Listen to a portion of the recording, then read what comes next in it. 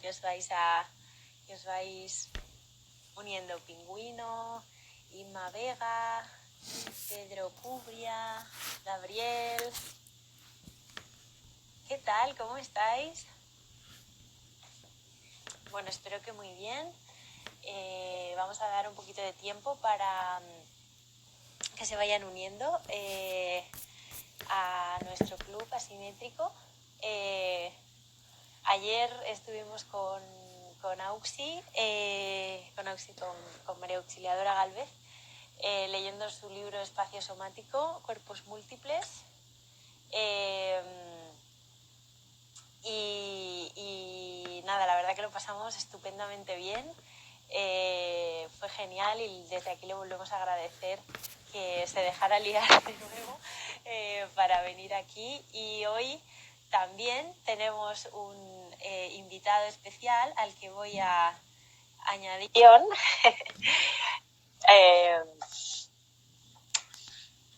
Hola, Daniel. ¿Qué tal? ¿Cómo va? ¿Cómo estás? Hoy estamos con Daniel Cid Moragas, Mira, como voy veis. a bajar la cámara porque he visto sí, que... un pelín que estás ahí medio un poquito sí, cortado. no era consciente de que sería tan alto. Sí. No pasa nada, un pelín más bajo y estamos. ¡Hala!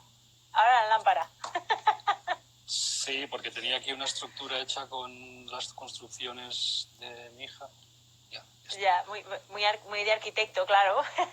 Bueno, sí, fuera, sí, ¿Qué tal? ¿Cómo estás? Muy bien, muy contento de estar aquí con vosotros. Igualmente, la verdad que nos hace especial ilusión que estés aquí. La verdad es que todos los que publican con asimétricas comentan lo mismo. Me había puesto lo del baño, típico. Bueno, pero la verdad es que es un placer publicar con vosotros, porque realmente Asimétrica es una editorial que busca hacer una diferencia, ¿no? Sí, lo que es propio de la simetría, muchas gracias. Con lo cual, sí, totalmente. Es un placer. Exacto. Mira, no lo hemos comentado en estos días, pero ediciones asimétricas, bueno, me presento, yo soy María Fernández, una parte de asimétricas, Juan García Millán es la otra parte que está por ahí escondido entre los comentarios, y lo que te decía Daniel, que no lo habíamos contado en todos estos días, pero ediciones asimétricas sale ese nombre, que Juan lo explica muy bien, sale precisamente de aceptar la realidad como es, ¿no? O sea, quiero decir, no existe nada perfecto, no existe, la simetría es una cosa inventada dentro del ámbito de la perfección, y nosotros sabemos y somos muy conscientes de que la realidad que nos gusta diversa, y aceptamos toda la variedad y todas las cosas especiales, ¿no? Y por eso te tenemos aquí hoy a ti, y tenemos este maravilloso libro tuyo, La Casa Dispersa, que es el que vamos a leer esta tarde. Y la verdad que te agradecemos muchísimo que te hayas dejado liar, porque estamos siempre maquinando, yo siempre lo digo, siempre los asimétricos siempre estamos maquinando algo, e incluso en tiempos así tan extraños, algo siempre se nos ocurre para hacer, y la verdad que te agradezco muchísimo que hayas querido unirte al club esta tarde. Muy bien. Qué guay. Bueno, pues yo sé que muchos de los que os estáis uniendo, a los que os agradezco un montón que os estéis uniendo al club, conocéis perfectamente a Daniel, pero yo aún así voy a presentarle porque me parece que hay que hacerlo. Esto es así. O sea, yo hago mis funciones de presentadora del club y luego yo ya te dejo a ti, Daniel, bueno, ¿vale? No me haces solo del todo. No, yo aquí me quedo. Vale. Tú no te preocupes, que aquí me quedo, pero yo te voy a dejar el espacio a ti, ¿vale? Bueno, pues como os comentaba, hoy vamos a leer este libro, La Casa Dispersa, Historias Marginales del Habitar, y estamos con su autor, con Daniel Cid Moragas, que es doctor arquitecto, ¿no? Associate Professor... Historia del arte, sí.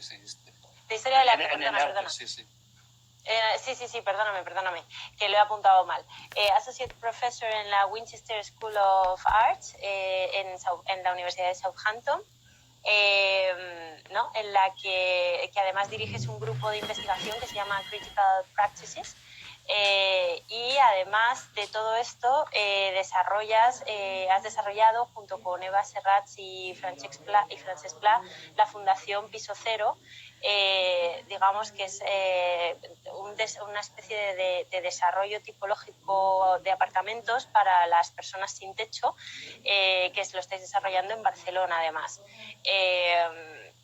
Además publicaste junto con Teresa Sala, eso es, Casas de la Vida, que digamos que es como vamos a decirlo así, un preludio de este libro que tenemos aquí hoy con nosotros. Un preludio. Sí. Exacto. Y bueno, además de todo esto, pues desarrollas dentro de todo tu trabajo, pues desarrollas proyectos dentro del ámbito precisamente del sinhogarismo, ¿no? Digamos, desarrollando proyectos en colaboración, por ejemplo, con la Trinity Winchester, pues dentro de buscar otros tipos habitacionales, pues para estas personas, ¿no? Que también hablaremos hoy de este tema, que ahora mismo que sufren de una gran exclusión social y que bueno, pues que no se adaptan, digamos, a los modos habituales de vivir, y vosotros estáis desarrollando todos estos proyectos para darles también unos sistemas habitacionales que ellos puedan utilizar y hacerlos suyos, ¿no? Propios. Sí. No, la verdad es que lo sabes muy bien tú, lo sabéis. Pues bueno, este libro que ha salido y que no ha podido ir a las librerías, con lo cual tiene como 4 veces el lector. O sea, claro, o sea, es que tengo que decir que este libro salió la semana antes de que se declarara el estado de alarma. Confinó. La casa dispersa se confinó. Se metió y se agrupó y ya no sabemos.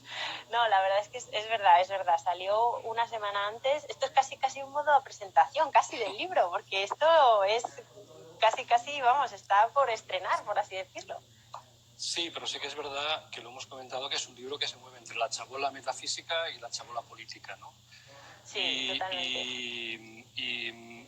Y bueno, precisamente tú mencionabas el proyecto que con Eva y Francesc desarrollamos para Real Fundació, que es el Piso Cero, digamos, una nueva tipología de vivienda que para personas que, digamos, no pueden dejar la calle porque tienen una cronicidad sinhogarista que no les permite precisamente dejarla, ¿no?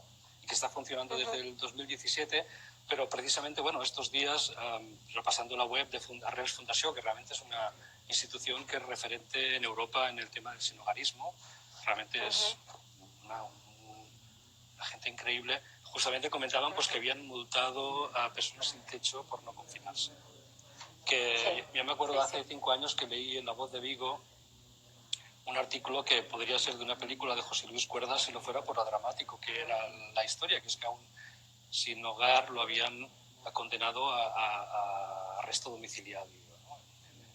Bueno, ¿cómo vas a...? Es decir, realmente ahora si repasamos la casa que se está poniendo de moda en Europa es esta, digamos, la infravivienda, ¿no? Es una realidad. Sí, totalmente. De hecho, hay 118 millones de pobres en estos momentos, ¿no? En Europa. Y estos días que nos tenemos que lavar las manos, tomar distancia y no lanzar fake news, este es un informe de Living Condition in Europe, es decir, de la Unión Europea, no es y está claro, bueno, esta es la realidad y cuántos de estos son sin hogar, como no tienen dirección, pues es difícil. Por eso es importante, por ejemplo, lo que hace Reals Fundació, que es contarlos a mano cada año, ¿no? Son capaces de ir calle por calle, contar y uno a uno con voluntarios. Y ahora sabemos que hay 1.200 personas en la calle durmiendo en Barcelona, que ha crecido un 27% en los últimos 4 años, y que en la Fira de Montjuïc hay camas para 200 y pico, pero ¿qué hacemos con los otros 1.000, no?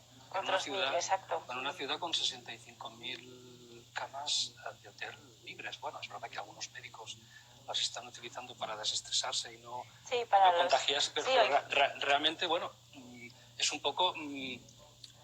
En el 44, Adorno, que estaba en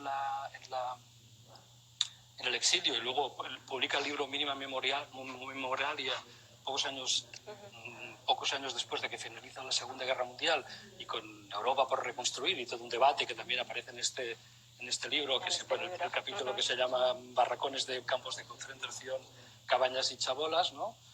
Porque las cabañas son para los pijos que se quieren ir de fin de semana, las chabolas son para los pobres, ¿no? Son para los que... Pues bueno, un poco lo que dice el Adorno decía que estamos intentando habitar de una forma correcta en una vida equivocada, ¿no? Y esta frase de repente ahora como que vuelve a tomar sentido. Parece mentira que después de tantas lecciones no aprendidas todavía estamos ahí.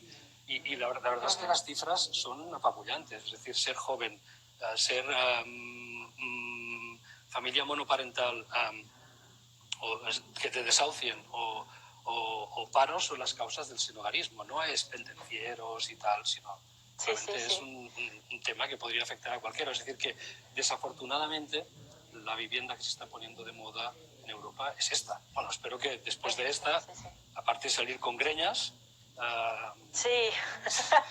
seamos capaces de decirle, bueno, digamos, por lo menos, no sé, los bancos europeos que han sido ineficientes y corruptos, bueno, pues esta vez a ver si se reaccionan y entienden que tenemos que perdonar las deudas a toda esta gente que acaba en la calle, ¿no? Claro, es que al final, bueno, estas circunstancias tan específicas, ya te he contado antes que no ha habido día en el club que no haya salido la realidad de hoy. Lógicamente yo creo que estamos todos tan afectados que al final sale, ¿no?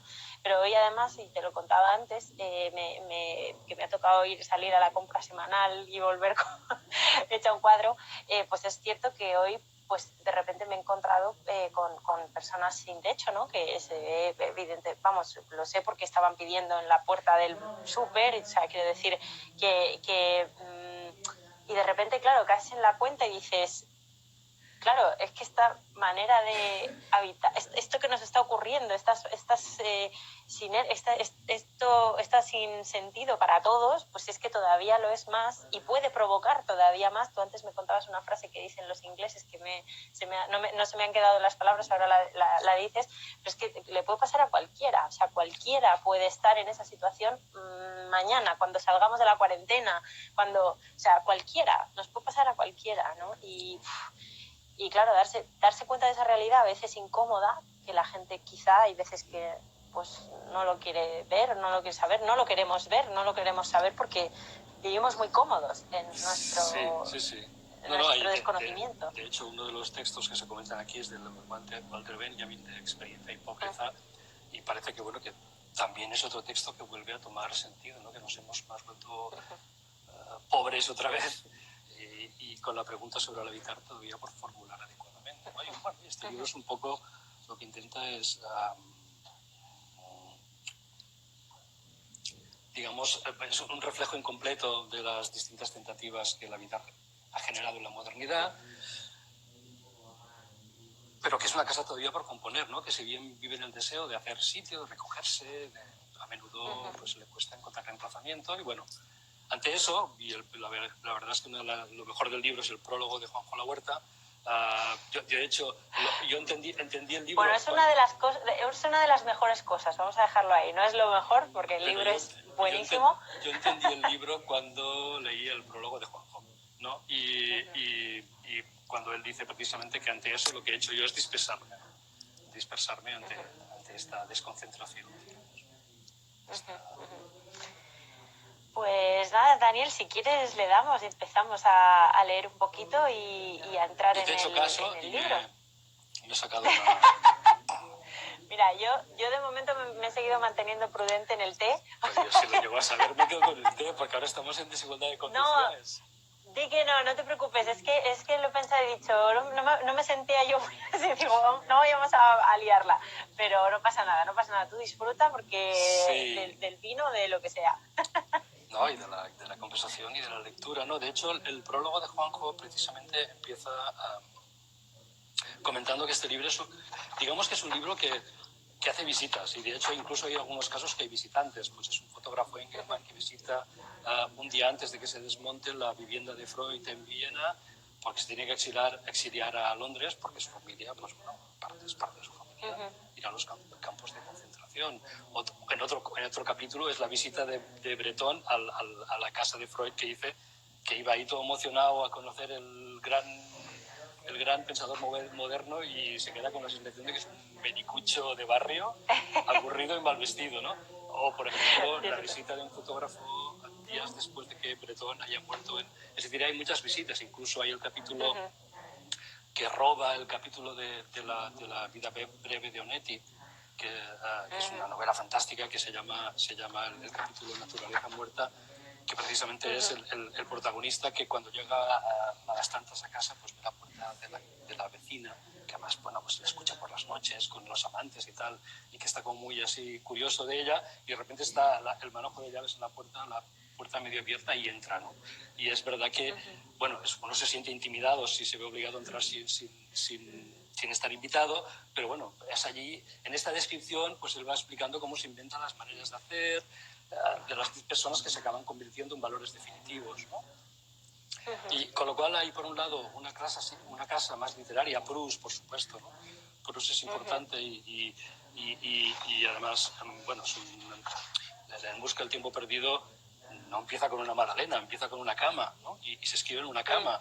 Y así durante 7 partes, ¿no? Es una novela descomunal, escrita en una cama. Complejísima, vamos. O sea que esta, si quieres, esta casa más literaria, y luego está la casa fotografiada, que es una casa más estilizada. Es un poco la fotografía del interior demuestra precisamente la imposibilidad de su representación, de la representación de la intimidad. Entonces este libro se mueve entre estas dos dualidades, la casa escrita y la casa fotografiada. Y esto Juanjo lo explica muy bien en el capítulo, y es verdad que yo también lo comento en la introducción.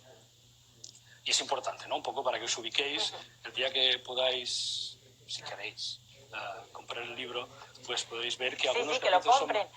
Sí, que lo compréis, hombre, que lo compréis. Digamos que algunos pues, son más de fotografías y otros son más como de literatura. Y es verdad que yo me voy acomodando en los distintos capítulos, pues como más de historiador del arte o en un entorno más literario, dependiendo de... O sea, yo también me disperso en los modos de escritura y de aproximación. Pero es verdad que en el prólogo de Juanjo hay una frase que él dice: era de habitar de lo que quería hablarnos, en un punto del prólogo, en la primera página, la 9. Sí. Y un poco más abajo dice: no, de lo que este libro habla no es del habitar, sino una casa adjetivada, de la casa dispersa. ¿Dispersa porque ha sido esparcida o dispersa porque ha perdido concentración? En el primer caso, alguien ha venido y la ha desperdigado. En el segundo, es ella misma la que ha dejado de reconocerse. Desde fuera o desde adentro, el resultado es parecido, pero no es el mismo. Habitar es una entelequia burguesa moderna. Un nido, nunca mejor dicho, de nostalgias, de síntesis que nunca han existido entre la vida y las cosas. Un nicho, tampoco está mal, de generación de poder. El humus, las raíces, el lugar, la patria y el bla bla bla. Cuna y urna. El proyecto de la modernidad se construyó sobre 2 ejes, dice Juanjo. Uno, el de la casa como hogar, contra el que giran todos los valores que mantienen a la sociedad unida en sus jerarquías naturales. El otro, el de la casa como máquina, vamos a decirlo así, que asegura que las relaciones de producción no van a alterarse. Bueno, este libro, bueno, un poco este fragmento, de repente nos describe las distintas casas que veremos, y precisamente la primera es la casa de Freud, que es una casa más bien ñoña, pequeño burguesa, en realidad típica, sí, en catalán diríamos quica, pero no sé si esto... bueno, sí. No, pero no de los quicos... No. De comer o de la secta, bueno, no. Igual para la religión, para algunos, pero me refiero que es cursi, ¿no? Pequeño burguesa, vaya, de grandes almacenes, los que compran el gusto porque no lo tienen en los grandes almacenes, como dirían los hermanos Goncourt, ¿no?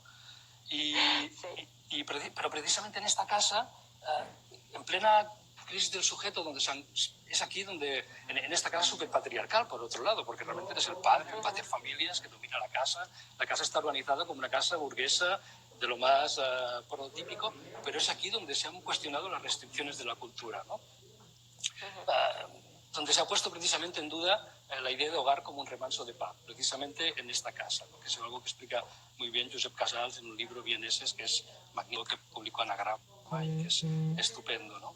Y bueno, pues precisamente el primer capítulo, claro, pues empezamos por esta casa porque de repente también nos da muchas pistas y habla de la modernidad, y es verdad que es de Freud que entendemos muchas cosas sobre lo que significa la intimidad, ¿no? Un concepto que antes del 18 era atribuido a la idea de una relación de amigos. En el 18 se va convirtiendo en una historia más legal, estética, arquitectónica. En el 19 se convierte más o entra más en el terreno de la conciencia, y en el 20 tienen que venir los psicólogos a resolverlo, ¿no?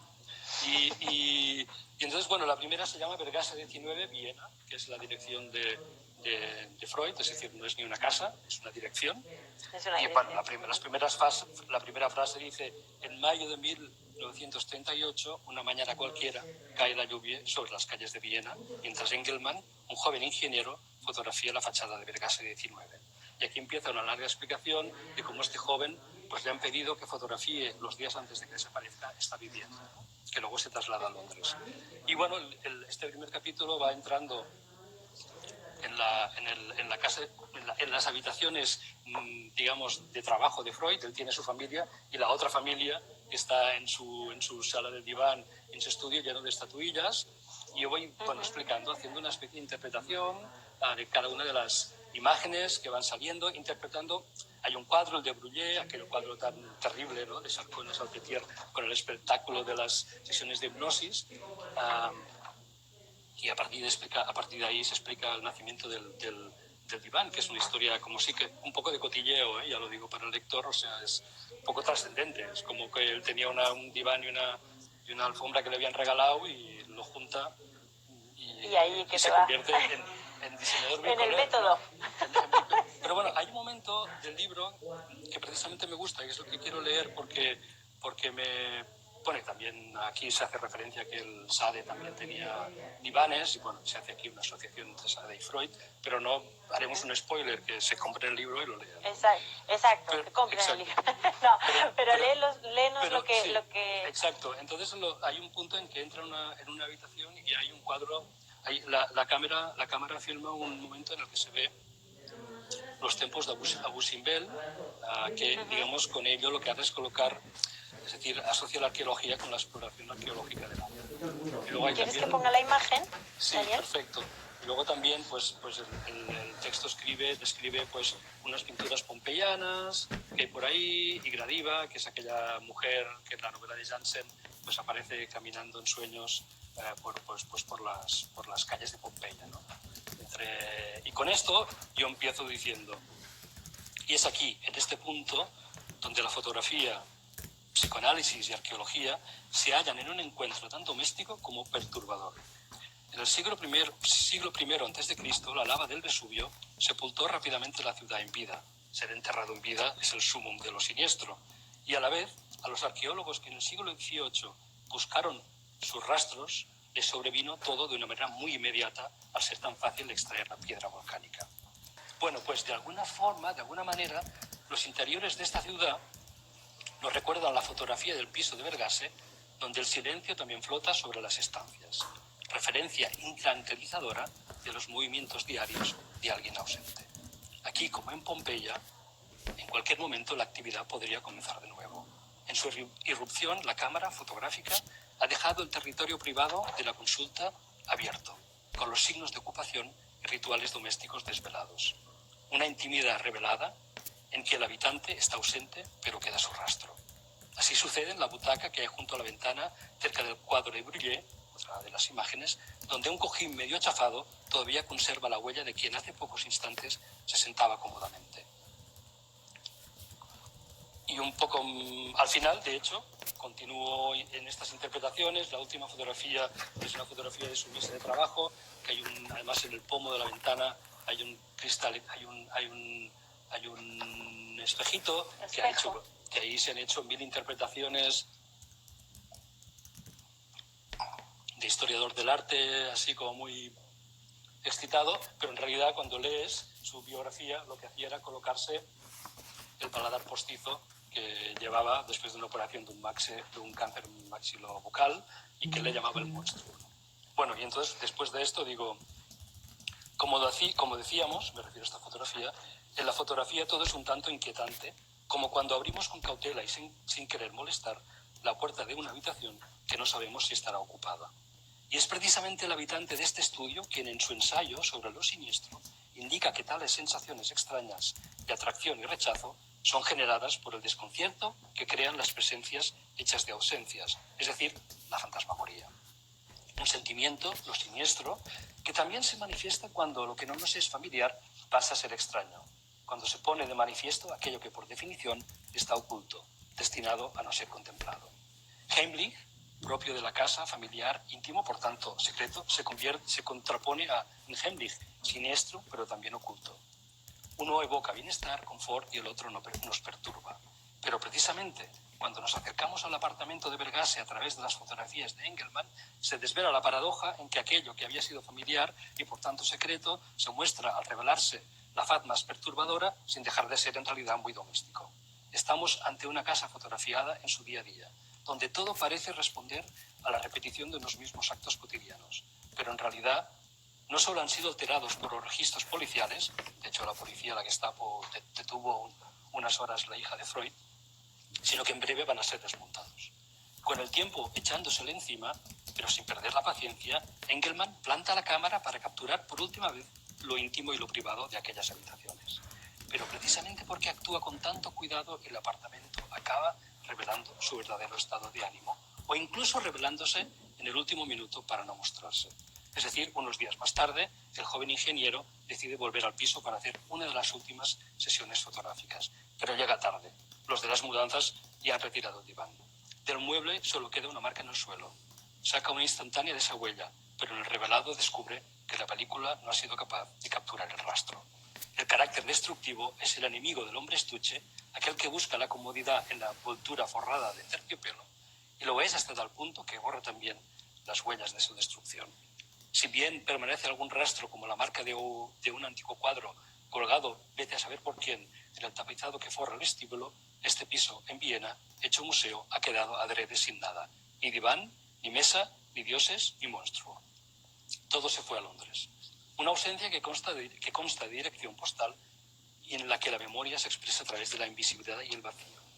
Por otro lado, cuando los objetos dejan de interactuar con el habitante para confundirse con él, como suele suceder en las casas museo, pueden ser evocadoras de recuerdos, pero también encarcelarlos. Así que, de algún modo, esta antigua vivienda vienesa, tan llena de resonancias, finalmente ha quedado liberada de fetiches. Y así acaba, digamos, este primer capítulo. Esta primera casa. Llena de trastos y cachivaches que en el segundo capítulo, que se llama de habitaciones de alquiler, pues aparecen las casas de Pessoa, Rilke y Kafka, ¿no? Que, bueno, eso es frente a la construcción ideológica del habitar, pues estas casas, ¿no? Y en el caso de Kafka, digamos que para él la casa y la oficina son lo mismo, digamos, una autoridad viva que lo contempla y que tiene la complicidad de la arquitectura, y como él dice, que es una casa que no es que imponga un modelo, es que lo constituye, ¿no? Realmente en Kafka su crítica es... Pero bueno, voy a leer la de Pessoa. Vale. ¿En qué página? Vas a la primera página, ¿no? ¿Qué hago? Igual leerlo todo, no. No, te pregunto si igual ibas a saltar. Vale, sí, vale. 39, igual hago un salto y me voy a las ventanas, porque me gusta, es un tema que Ventanas y Pessoa me tiene fascinado. Es algo que alguien mejor que yo debería escribir algo, porque está lleno de... Dice, la habitación de Pessoa es en cualquier parte, pero tal y como él dice, esto acaba por resultar difícil. Abrigado en la casa sin puertas de sí mismo, vive sin amigos a quien visitar, en la provisionalidad de las paredes débiles de estancias de alquiler sórdidas y baratas. Sus interiores domésticos se caracterizan por los continuos cambios de dirección. Gasta los días en un cuarto alquilado por meses, escribiendo palabras sin salvación. En una habitación tranquila y vulgar, de paredes miserables, vive solo, como siempre ha estado. Y aquí lo tenemos, en un cuarto piso gastado y anónimo, interpretando la vida y diciendo lo que las almas sienten, huyendo de la vulgaridad del hogar, de los rituales domésticos, de las convenciones, de distraer la estupidez con el té de la banalidad. Apoyado en la cómoda alta donde trabaja, mira el papel medio lleno de palabras, mientras un cigarrillo barato se consume sobre un papel secante que hace de improvisador cenicero. Decisiva intimidad, prefiere quedarse solo en su habitación, aislado, no por circunstancias externas, sino para asegurarse de que nadie le hurte el tiempo a sus sueños. En Pessoa, como también veremos en Proust, El espacio de dentro determina la aventura del personaje, una nueva poética de lo íntimo, interrogada, como hemos visto, entre las paredes polvorientas y recargadas del apartamento de Freud, que coincide y reverbera en la crisis del sujeto, en la pluralidad, la opacidad y las contradicciones que caracterizan al individuo del siglo que empieza. Pero si Proust, como veremos, lo hace acalorado de los objetos decorativos provenientes de la casa familiar, Pessoa solo cuenta para ello con muebles de alquiler y un baúl como única propiedad. Habitante melancólico del mundo, plural como el universo, por la escena desnuda de su existencia pasan varios actores, y cada uno de ellos convive en esta caja de madera donde al final de su vida acumulará un total de 27.543 documentos. Aquí se habla un poco más de Pessoa, de que es un inadaptado al lado práctico de la existencia, pero no se exaspera por eso, ¿no? Y al contrario,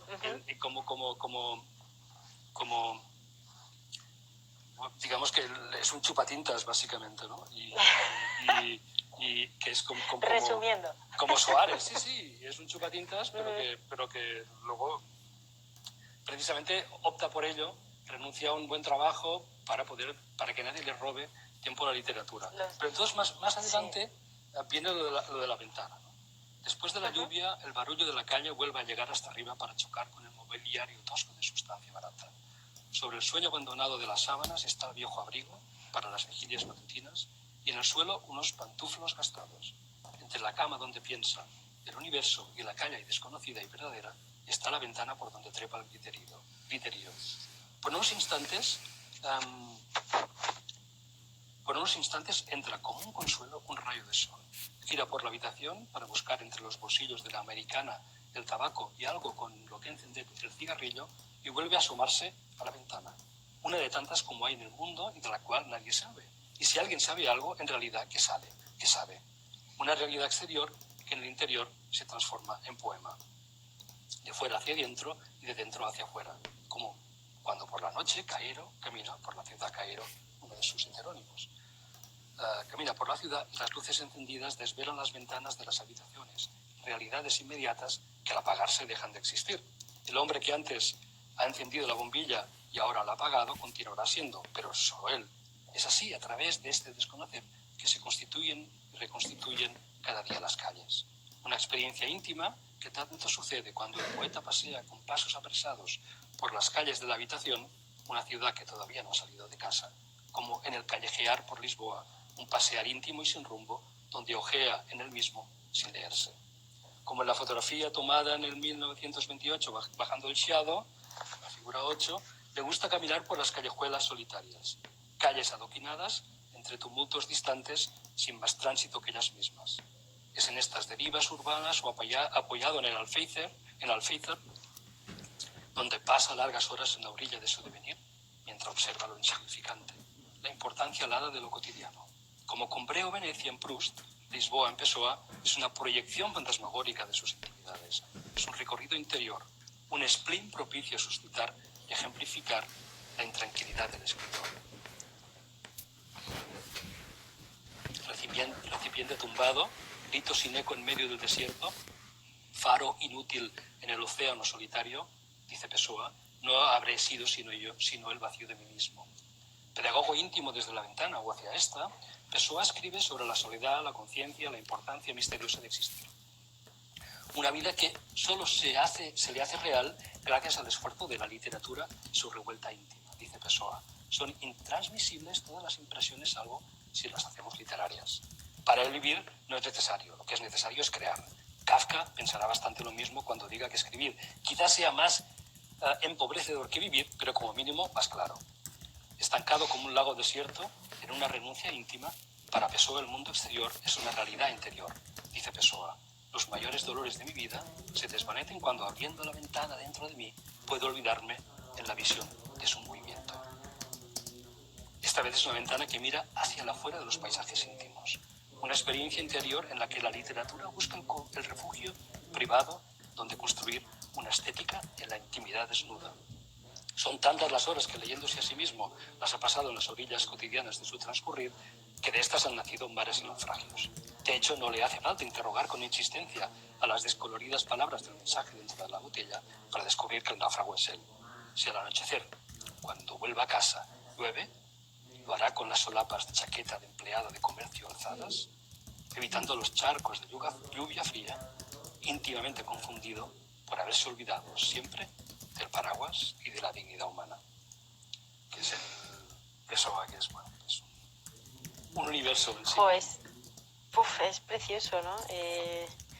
Me ha parecido precioso, ¿no? O sea, no sé por qué, claro, como todo el rato estamos pensando en esta situación, pero esta frase que dice, es una experiencia íntima que tanto sucede cuando el poeta pasea con pasos apresados por las calles de la habitación, una ciudad que todavía no ha salido de casa, ¿no? O sea, que es justo también un poco lo que nos está pasando ahora a nosotros, ¿no? Que Bueno, que sí. de repente... Sí, bueno, o sea, sí. ¿no? Que Sí, nos hemos dado cuenta de que la casa no son muros, sino aberturas.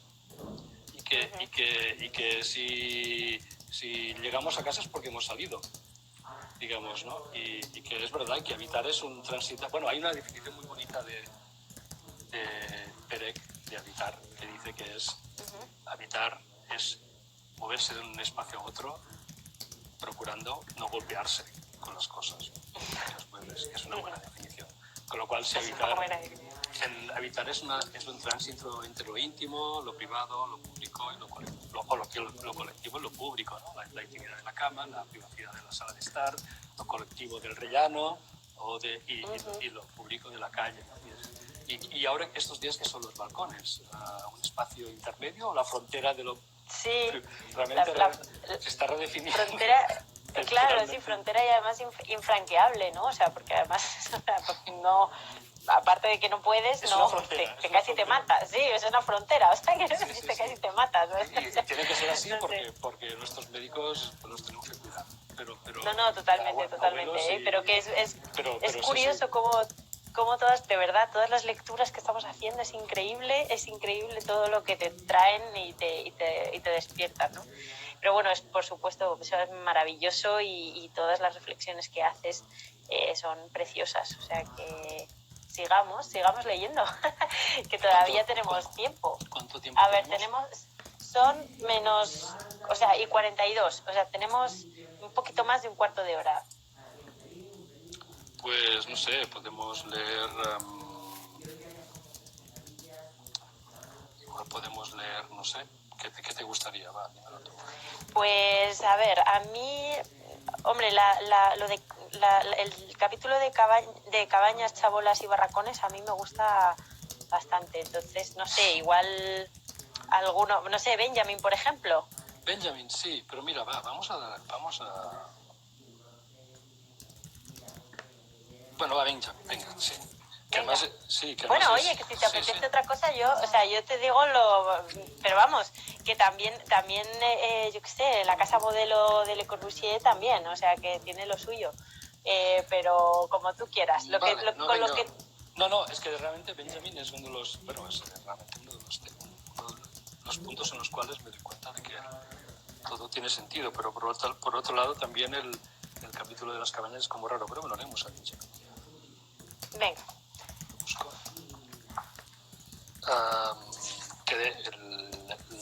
Es un capítulo que sobre todo los inicios debe mucho al libro de Valero de Experiencia y Pobreza de Benjamin en Ibiza, un libro precioso, fantástico. Digamos que antes hemos visitado la cabaña de Heidegger, cabaña de fin de semana, incluso explicamos la anécdota que cuenta, inventada o no por Palla en su novela, en la cual habla de un argentino profesor de filosofía que se va a Fribourg, hace una fotografía de la casa de Heidegger y se va a su despacho, pone aquí habita, aquí está la casa del ser, y resulta que se había equivocado de casa y había fotografiado la del vecino, ¿no? Que es como muy premonitorio de para dónde irán las cosas desde la Segunda Guerra Mundial hasta hoy. Entonces, después de comentar esta cabaña de Heidegger, pues vamos y visitamos la chabola de Benjamin, ¿no? Que es un poco, para los ricos, las cabañas son para pensar y para los pobres, chabolas. 10 de junio de 1933, y desde el exilio de Ibiza, Benjamin explica por carta a Gretel Karplus que viene de pescar en barca con Tomás Baró, de apodo Frasquito. y Paul René Gauguin, nieto del pintor. Al desembarcar en el varadero de una cala al fondo aislada, se han encontrado con una cabaña donde unas mujeres vestidas de negro, plañideras que lloraban el cadáver de un niño, han interrumpido sus rezos y lamentos para contemplar por unos instantes la llegada de una barca a motor. De camino, un hombre venía hacia la precaria construcción de piedra cargando con un ataúd blanco y minúsculo. En esta ocasión, la imagen que nos llega de la cabaña, perdida entre los paisajes áridos y fascinantes de la isla, es de miseria. Por otro lado, los isleños llaman a Benjamin el miserable. Ha tenido que abandonar para siempre su casa en Berlín y marchar al exilio. Su economía es exigua. En los últimos tiempos los precios de la isla han subido. Cada vez son más los extranjeros que se sienten atraídos por este lugar. Y no ha encontrado más cobijo que una casa medio en construcción en un rincón de aquellas tierras. La ventana del cuarto que ahora habita no tiene cristales. A pesar de ello, escribe a una amiga, es la única pieza provisionalmente habitable de una casa en estado bruto. Él no juega a las cabañitas durante el fin de semana. Él habita directamente en una chabola. Pero precisamente porque es capaz de recoger flores en los márgenes del mínimo esencial, como los construidos con muros de piedra seca en la isla. En una situación de extrema indigencia, escribe un texto breve, pero de gran intensidad, sobre experiencia y pobreza. Cuenta, cuando de día los albañiles trabajan, se aleja a la búsqueda de un rincón donde escribir. Bajo la sombra agradecida de acebuche, un árbol medio arbusto que crece sin quejarse en cualquier rincón olvidado. Y desde su condición de sin techo, escribe este bellísimo ensayo. Hemos hecho limpieza con el pasado para vivir en el presente y nos hemos hecho pobres. Una porción más de la herencia de la humanidad ha sido dejada en la casa de empeños por 100 veces menos de lo que valía. Y todo para obtener la pequeña moneda de aquel automóvil. El punto de partida de este texto es el efecto que las luchas en las trincheras de la Primera Guerra Mundial causó a los soldados a quienes la experiencia acumulada por sus antepasados no les sirve de nada. Una guerra llena de novedades, donde de las cargas de caballería se pasó al uso de las armas del último momento. Los que volvieron de ellas quedaron mudos, perdieron las palabras y la capacidad para contarlo. Aquel paisaje de guerra del que hablaba Benjamin era un estado de excepción, pero sus normas y reglas de funcionamiento no estaban muy lejos de cómo posteriormente continuaría organizándose la cotidianidad. Una existencia en la que, como ya sabemos hoy, ha sustituido la experiencia por el diseño de experiencias. Mientras escribe todo esto, los originarios de la isla, en una antigüedad vivida de manera muy marcada, atávica, hecha a mano, no reconstruida por los historiadores, viven con una fidelidad a los orígenes que a ojo de los recién llegados resulta fascinante, pero también algo desconcertante. Son un acta viva de lo desaparecido ya en los inicios de la modernidad, pero él se aleja de los nostálgicos que se lamentan de lo perdido o de los intentos de retomar lo que una vez fue. Habitando como un indigente en una obra, huyendo de toda nostalgia o restitución, busca formas de sobreponerse a esta pobreza para explorar nuevas formas de ser. En la exterioridad de una casa que es en sí mismo exterior, asume hasta el final la indigencia de esta experiencia, no la niega. Un nihilismo activo desde donde buscar la posibilidad de construir, aunque sea desde poco y a partir de lo perdido. Es decir, entre albañiles, con los escombros y cascotes del orden moderno, antes que a alguien se le ocurra restaurarlo todo y desaparezca para siempre el olor espeso y profundo que desprenden las casas justo después de ser demolidas. Vistas del nuevo comienzo que buscan los restos esparcidos, esparrame de revelaciones parciales que inciten a removerlo todo. ¿Qué es lo de Peña? Continúa, pero con más. Sí, es precioso. Es muy revelador, ¿no? No sé, me parece precioso, ¿no? Esto que decías aquí, ay, que he perdido la frase, la he subrayado y la he perdido, porras. Ay, quería repasarlo, no, igual es que he subrayado otra que no era. Pero sí, algo así como construir, sí, aquí está, construir aunque sea desde poco y a partir de lo perdido, ¿no? Me parece una frase muy, muy bonita y, no sé, también muy al hilo de todo lo que estamos viviendo, ¿no? O sea que... Sí, y que luego conecta con el capítulo de Breton, que Benjamin precisamente hablará como el surrealismo como la última inteligencia europea. Sí. Tenía razón. Pues sí. No sé, ¿Cómo vamos de tiempo? Yo no lo sé, porque no lo veo. ¿Tú lo ves? Sí, son -10, o sea que si quieres te lanzas con otro, con... con otro fragmentito. ¿De Le Corbusier o Emily Dickinson? Venga. ¿Qué hacemos? ¿Cuál? Ay, Dickinson, Emily Dickinson. Vale, pues a mí es una poetisa que me toca mucho y me emociona. Y Emily Dickinson tiene un poema que es I Were Impossibility, en el cual un poco explica que la poesía es una casa pues, de dimensiones ilimitadas, a diferencia de la prosa, ¿no? Que tiene la poesía tiene más ventanas y puertas, ¿no? Y esto le permite fluir mucho más. Y además aquí también me gusta la interpretación que hace Camille Paglia, en Sexo Personae, en el cual dice que, bueno, precisamente Sexo Personae es el libro en el cual dice que ya vale de pensar que Emily Dickinson era una señorita que vivía en un pueblo vestida de blanco y con flores y que no se enteraba que era una escritora genial, todo lo contrario. Lo que me gusta de Camille Paglia es que dice que ella ante eso, como mujer y condenada, digamos, sin una habitación propia, opta por la autoexclusión. Es una interpretación que me gusta muchísimo y tal. Bueno, pues leemos el de Emily Dickinson y celebramos el Domingo de Ramos. Emily Dickinson, Vamos allá. en uno de sus hábitos cotidianos, atender la correspondencia, escribe una vez más una carta a Susan Dickinson, amiga, vecina y cuñada. Es lunes por la mañana y hace un día gris y encapotado. La echa de menos y la hermana barre la planta superior y la madre da lustre a los muebles con sus cabellos rubios protegidos del polvo con un pañuelo. Habla de hacer las camas, habla del día a día, de la casa, allí donde la gestualidad familiar pasa en una calidad no señalada y aparentemente insignificante. Dickinson, que no ha tenido otra opción que ser educada bajo la influencia de la sala de estar, sabe transmitir perfectamente la densidad del espacio vivido. De todos modos, ante esta exclusión formal e implícita que literalmente condena a las mujeres a sus hogares y las descarta de la vida pública, Paglia defiende que Dickinson reacciona a través de la autoexclusión. Cierto es que en la poesía dice sentirse libre. No es como la prosa, este cuarto de los trastos donde de pequeña la mandaban para que estuviera quieta. Se define a sí misma como un animal sin domesticar, como un canguro suelto entre la belleza que habita la posibilidad de lo poético. Una criatura espasmódica y explosiva que, vestida de blanco, hace sus visitas al cementerio para llevar flores a los muertos.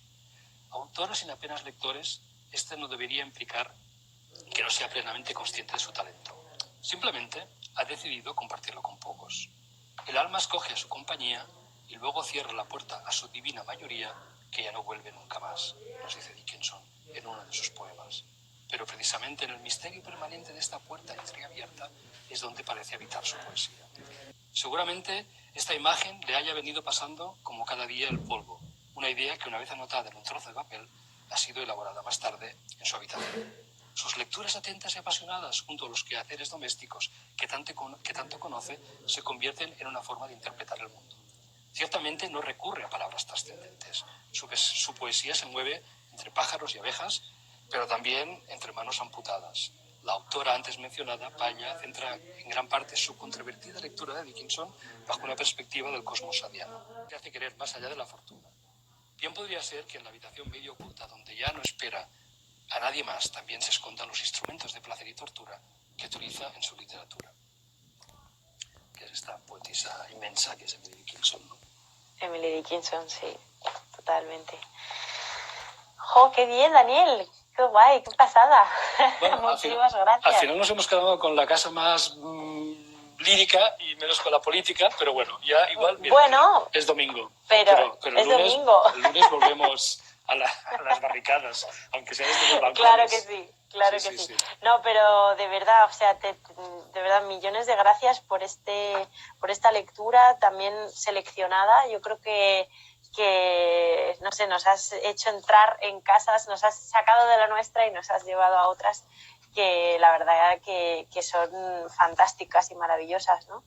Y de verdad que te agradezco mucho que confiaras en nosotros para este libro y que estés con nosotros en esta familia simétrica y leyendo hoy aquí. La verdad que yo me lo paso fantástico, Sí, no sé tú. Yo también.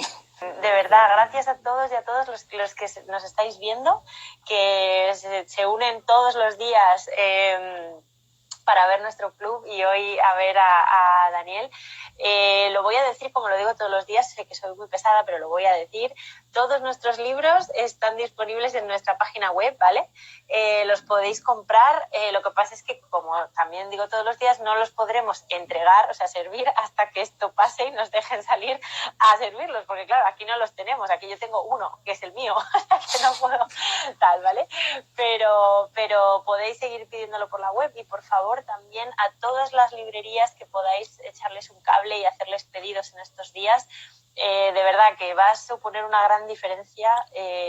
Cualquier mínima ayuda que podáis hacer, o sea, no digo que donéis, sino al contrario, que compréis todos los libros. Si no queréis comprárnoslo a nosotros, pues sí, va a ser un Sant Jordi muy duro para nuestros libreros aquí. Sí, o sea, de hecho es que se han pospuesto todas las ferias de libros, todos los Sant Jordis, está todo pospuesto totalmente, pero claro, bueno, es así, es lo que hay, no vamos a tal, pero es verdad que cualquier granito de arena que podamos aportar ahora para que no el desastre sea un poquito menor, va a ayudar a muchísima gente. Y eso, que lo digo siempre, somos todos un equipo, autores, editores, impresores, librerías, todos estamos a una. O sea que nada, que Daniel, millones de gracias por a ti, estar... al contrario, espero no haberme dispersado demasiado. Para nada, yo me lo paso fantástico, es súper interesante. Fíjate que lo he llenado hasta de... Yo ya tenía mis cosas subrayadas, he vuelto a subrayar cosas sobre las que ibas leyendo y tengo ya los márgenes apuntados, un montón de ideas y de cosas. O sea que te agradezco muchísimo que hayas estado con nosotros. Y nada, nos despedimos hasta mañana aquí a las 20:05 y de verdad muchas gracias a todas y a todos los que estáis aquí todos los días y a Daniel por venir hoy. Gracias, Daniel. Adiós. Pues venga, un besito a todos. Adiós. Chao, hasta mañana.